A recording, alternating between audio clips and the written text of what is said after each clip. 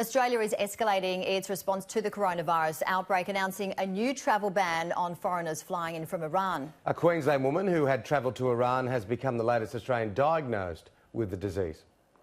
A beautician on the Gold Coast, the latest Australian to contract coronavirus.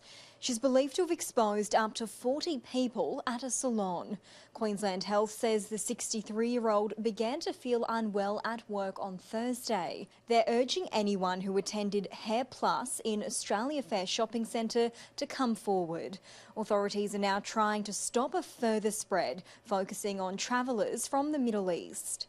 It calls for all countries to educate their populations, to expand surveillance, to find, isolate and care for every case, to trace every contact, and to take an all-of-government and all-of-society approach. The global risk of the virus is now at the highest possible level.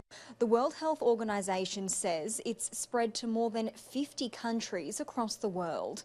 More than 80,000 people have been infected, 2,800 have died. The health body is stopping short of declaring a pandemic, saying the disease can still be contained if countries act quickly. Residents and their immediate family from the 1st of March who have travelled to Iran will be required to self-isolate, again consistent with the decision taken in relation to mainland China. Particularly concerned about Iran at the moment. It would seem to be the highest risk outside of China, and cases from Iran have been exported to a number of countries.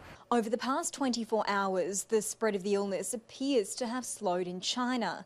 It's reported the lowest number of new cases since it began publicly reporting, just 4 outside the Hubei province.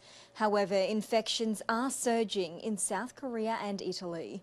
The United Kingdom's recorded its first fatality, a 70-year-old passenger from the Diamond Princess cruise ship who was being treated in Japan. Anna Rawlings, Sky News.